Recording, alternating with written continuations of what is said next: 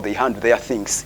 Bakanza at least umunyamakuru, you trace everything about them. Yes, in mubiri wetu tutie tracing maybe itwakukania kwa about you, but it is also your responsibility as a team. Elangirindi, your team is well branded. You brand your team. Mubranding esha team shenyubadi. Mukiyama birisi brandinga then mwasi mubulaindi abanyamakuru kasibalekana okwa bintu byetu. But to get your information is very hard. Some of you are a team when I think district league ya lasting research I think 2 months. Hama biwe almost okuiziku maninga semezi abiri.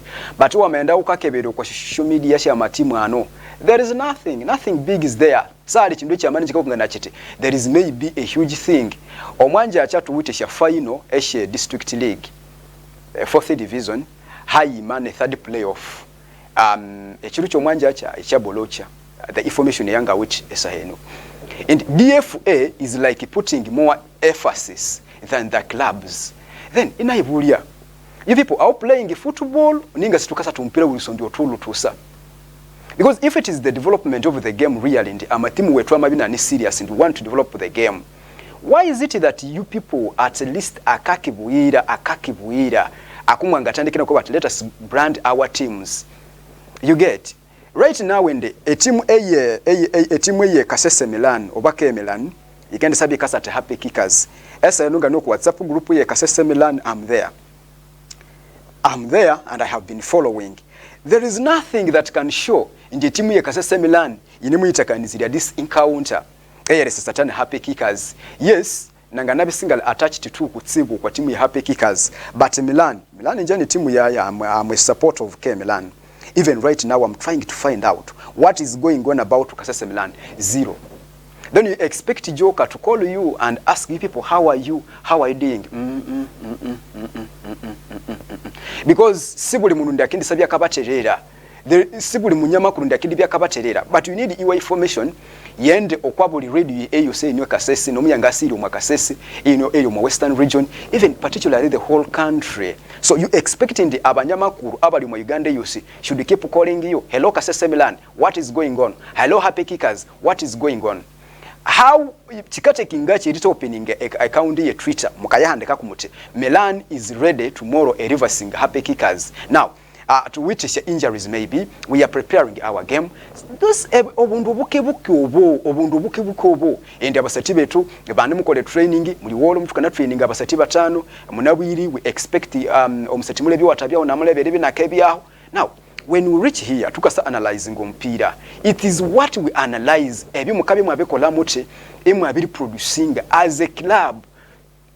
Ebiru binu we all know abandu I always quarrel with you. Alinga abandu mwasindi rekola a poster, some of you over flyer whatever flyer is sha posters. Now you think you are done. Ukabe wamabe ko reposting the happy kickers versus Kasese Milan. Now you think you are done. My dear, I think branding is bigger than making just a poster of the game. Very big. Because already hanu mwagiziwe Milan akalukubye kuwenga tandika a story. This is a big story by the way. It is a story ngabu mama ko Milan can sabi kasatani happy kickers of mafaino district league. That is the intro of the story. But now into mwagizi owo mupira ninga so mwagizi happy kickers omwagizi we Kasese Milan akinda zalemenya. How my teams or either a team ya yili ready yiti Kasese Milan muli prepare the muti, happy kickers muli prepare the muti.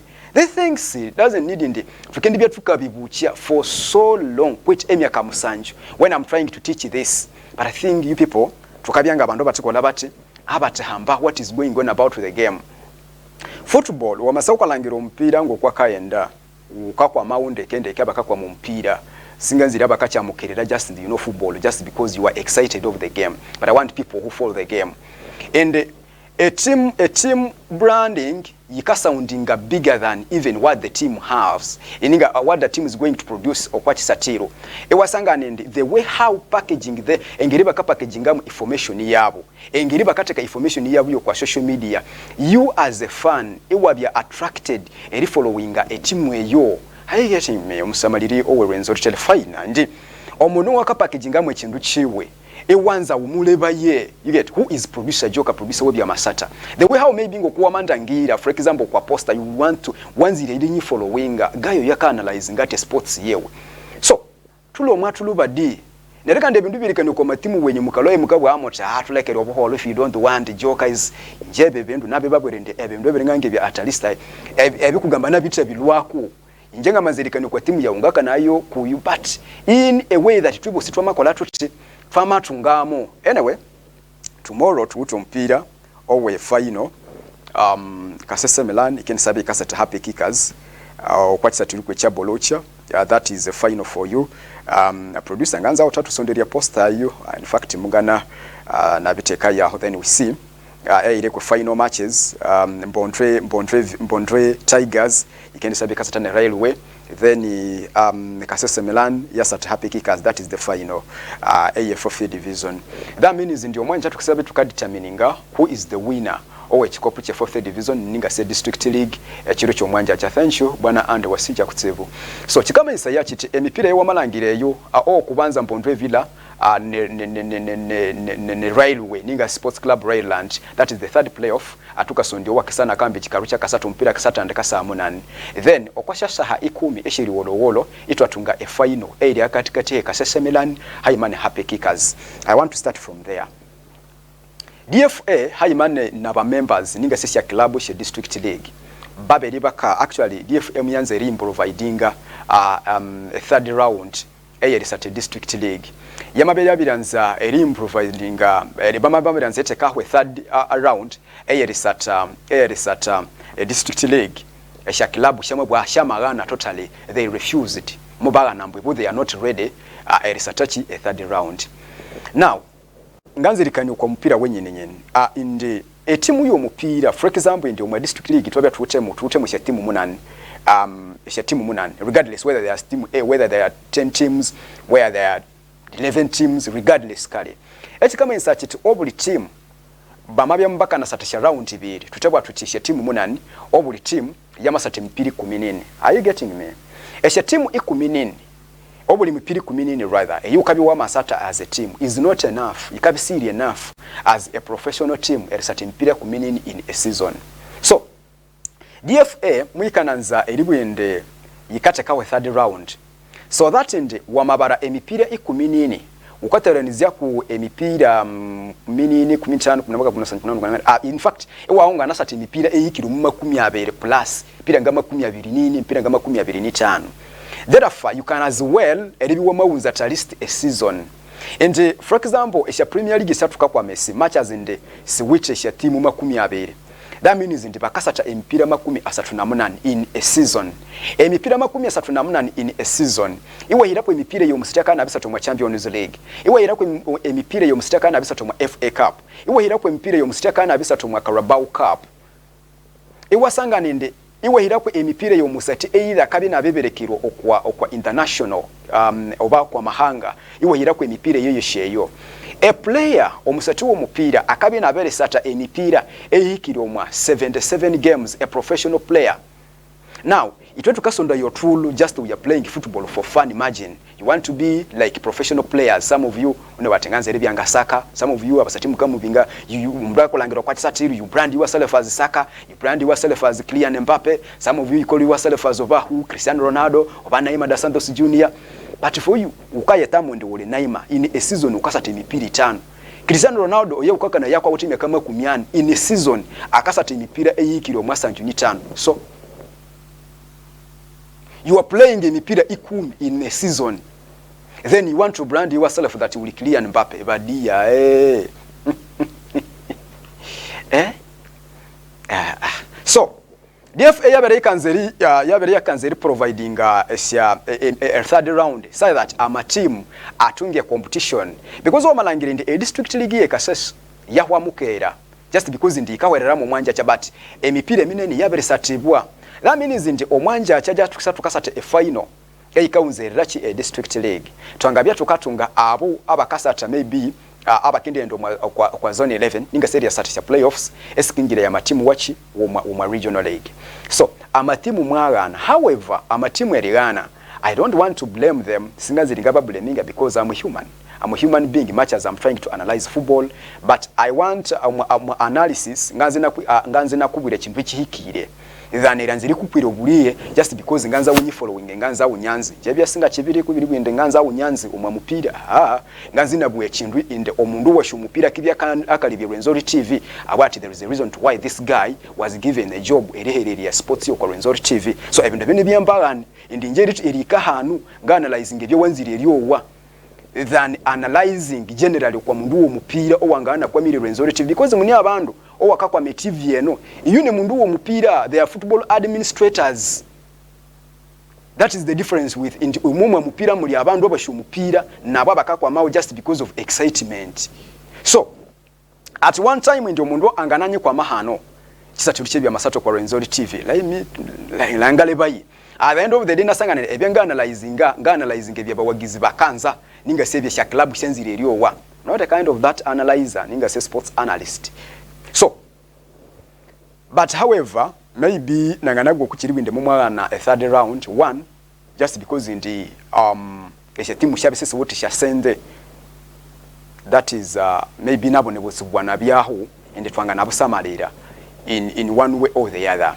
But I would love in the eshe timu shangabere sika komboleninga because muhabye tokunyine ne kutsibu in the 20 research third round ye mukanze tutwalamu eyo we don't want to play it mu atatubwira. But I don't think that DFA as a board of governors mpira we kasese they fail to illustrate a season ngo kuyikaya tambula. I don't think so. Because I have always told you if you want to lead football mpira we Uganda you have to be a mafia. Nganga bwinde mafia singa libindu uchunya abandu at extent hane bindu ebi obechenga bwinde biwanga enforcing regardless whether somebody have accepted ninga satikiriria but to enforce them habo buyabwachi habo buyabo mupira because you never know esha club nga railway CEO wenyuma nanyiterera ku wasinja kutsibu mushakulu ere nyincherera njangu uti abandu bana napakanyiterera baka sambono mundu akanzere menya what should we do. CEO wenyuma nanyiterera ku obutuko bulabiri wiki bire amanyi amayere byakanyisoborera namamusoborera and a railway iye biye bwa ITC and satu mpira wachi or third playoffs. Even right now I'm not sure whether bakisende bwera bakasatu mpira wachi or third playoffs. Muhabye debate ya mani okwangu makwasha platform chatuka kwa makubi ya masata muna kwa that debate because njya nisha debate senga kwa ma just ngabe kwa mabata shamabisha audio sinene sendebe kolekerera because nganga nasha bandu bakabuwa maybe I don't want always to go there. However CEO awerele wemanyicharamba antijoka what should we do area at third playoffs abamu maboko bagizibe railway ibakabwinde ebo sali ekiyendererwa ekyangale kibaya sata third playoffs and ebune league format alinga mubataite iri league format yabakasata because the district league ngebuka mwabi bibinja bibere I think Busongora and Bukonzo if I'm not mistaken. So that means it is not new Oma Uganda Muhanu and the first one in group A Akendi Sabina committing the first one in group B the leader group A versus the leader group A. Then the second runners up, the runners up B versus runners up A. It's quite a bit. And that one may be in the third playoffs. That is how it is.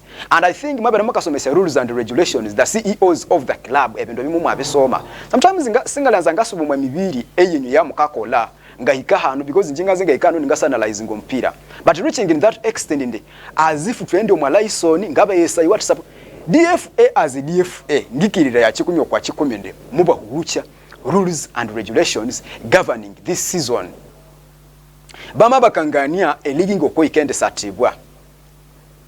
Surprisingly it was sangana a team ikendo kwa social media and the social media ikaendako si social media eye DFA it is just the general social media. Badi atuleke yatuka ilabisho mwa mupira.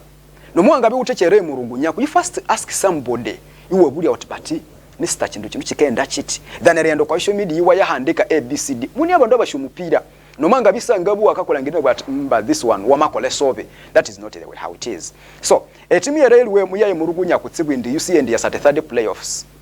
But you people ukabya ukengera a league I think you have accepted inde ukendi followinga ebibiro mwachi ebiwamengeramu ebyo. So therefore DFA bana utesha powers eshe libya ibanga nakubaninga if at all you are not going to play a game y'omwanja acha just because ndebye tobya hanu somebody may say bama bakabaninga babaninge. You get, it is very hard erihereri abantu abalinga ngabo mundu watefayo salike ya ringa. And even when I have come out and I say DFA yutesha powers eshiribaninga a sports club railland or sports club railway eribi ndi mama na maybe eri ownaringa omupira wekiro kyomwanja cha third playoffs emwana ya satawo you may get mwanganabya penalized then omundu wala ibiri renzo chibekini bati joka now it is okay if they want to penalize. Now you see abantu abutukaherera ya it is very hard ukabya ukabaherera some hanubutu kwende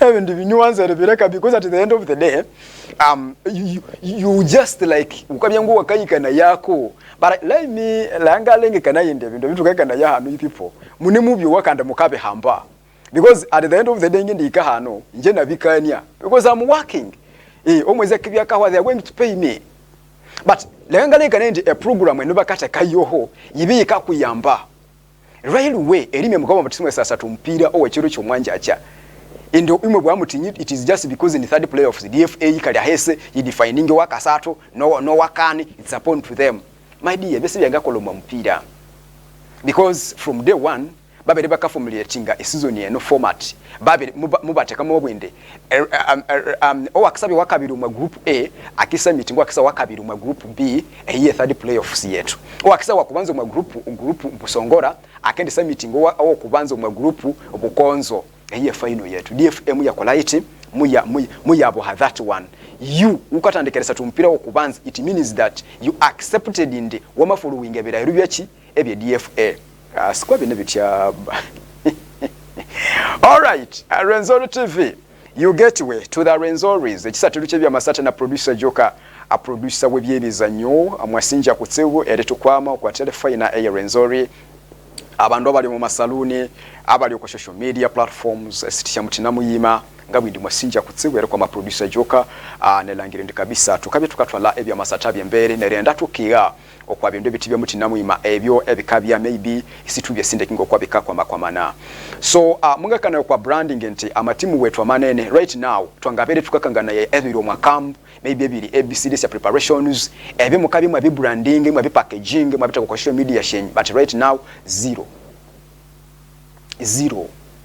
so eti kama insa chitumpira watu achinawo choloendo mndu akabya kabakania kuna rumwe kwichinia kandi njabadi nabere baburende wa mabi uchinyo mwa mupira iuka kwichinia then you need to leave football ule mwa mupira so abantu abatseke bakabaka kubura cherekola neriwo boti iwanga wamakwa iunga wemihamo obusungu leave the game okwa bantu abangakola bachi abangatoko mpira it is our game it is our football so therefore in the final y'omwanja acha beside that in the let me try to analyze maybe ebikibike ebinanga byengashyokwa matimu ano one in the Kasasa Milan and the Giant abe 50 division ninga soma district league ya timu ya mabunzaho lubutuku bunene and in fact emyaka nga 2015 ya dabiri banabyo mu regional league that is Kasasa Milan for you so that means in the season yasirenga ngini esilabireho esitomatala byaho Kasasa Milan balubaka tryinga eribanga na fightinga just eribanga na fightinga and season ibire silabire Milan mbaka naendo kwa zono I mean kwa zone 11 bakasata maybe esha playoffs eshangasa kabatwala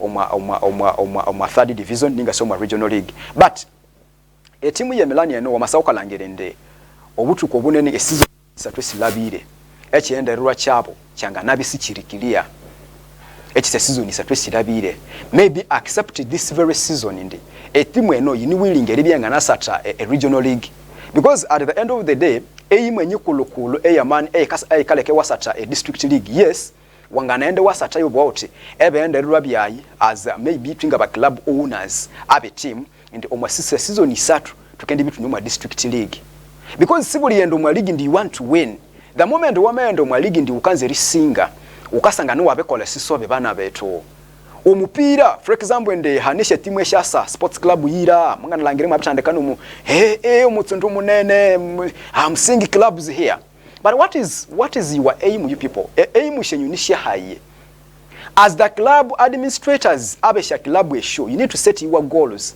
Imamenyerera muti season 3 tukendi bitu nyomwa district league ninga shomwa fifth division. Season ya kan tukendi sabe tukabya promoted oma regional league. Ebe ende rwabya Kasese Milan muna nabulya na Mr Jimmy a club chairperson. Nama mubulende ebe ende rwabya nyine bihayi. Lucky enough, I mean good enough ende mwabya clear. Amabwindi joka is a season ibiri so manyi bulya kwesi ekyendererwa kyetu may not be regional league because we are not ready. Omusamaliri owe Renzori Telefina, it is not all about qualifying ngoma regional league ninga sisi league sya mako regional league for big league UPL, but as a team how ready are you? Because at the end of the day ukabi ukakolisha send omamupira ukabya promoted. At the end of the day, singazi romenche bakabwende Melani amabya promoted oma regional league, therefore amabya nakabe wako nakabe umupira sata wakova sata umupira because ndi makabule transport come transporting it lohan eriende bundi bujo. So but I think in the Asia season twamabwinde Melani yabi no regional league asa heno ikabi ikinasi twangulinga esi yatanzania ndo regional league, then there is a problem. But right now a season I think this club is ready. Because a season is satu kwechiba anti Milan uru ne mulidinga etable iri hawo season yayo ndi happy kickers ni yalidinga chama menye kalande kende twama tungia bitsibu as Kasese district ebesha license twama besu twanga sata zone 11. So a season yeyo tutebwa tutebitsibu simu twabetunga club zisabisha bikolo fayingo kwa zone 11. So that means into a season yeno we are capable tuni capable eribi tukasata zone 11 if at all neri qualifying muchi o regional league. So Milan obumanyi rivu biri bwindi maybe muka qualifyinga I think this time around the season ikabyanga ino mwabya labyen because already mwabi qualifying kwa zone 11 matters just tukasa tumpiri hako okubanza no wakabiri then no wakasatu, but I think it's a team we sisa tu o wakibya Milan and Happy Kickers automatically nyuma bi qualifying kuchi kwa zone 11. So that means to me a team ya Milan matches in the amatimu webwera ya awuche ngokokale misaya matimu esa heno wakalo Makasi municipality awuche obutsibu awuche ngokwakateka kwa mani ayo. So echa kabiri ndi a performance eya matimu wakalo hano mu municipality baka yasatire bwera a performance ya matimu wetu wa hano se ribyandeke mini kwa iluna basati beto bakalo hano mu municipality like sabasite bakalo mu Busongora North bakende bwera a performance yabo se ribyandeke I don't know why and ukasanga ndugutu kubunene amatimu webwera I think inabikolati nabiri byangu wakahambirira compared ku matimu wa hanu. So to me I will not be surprised omwanja acha a team eye Happy Kickers ikasinge Kasese Milan, I will not be surprised. However in the emipira yabu ngibiri yanga matakwama matches and na sha result nangana sebirirwa I think Milan mu mipira ngibiri yabyanga yabiri heye win matches and shagolo sha aska byasene no mipira eyo. So mukazi kusatane team ya Happy Kickers team ya Milan chikendi lo kwasha timu ngo kwa mole ready because nyibo sima mabi unzo butuku esemole sato mpira. But Happy Kickers endebo etimu yabo yikabyanga yanga nabya mowa ready because nabasati ababya active mu mpira ya maskuru omwa timu ye Garama I think masati muni abasati abachi abe Happy Kickers.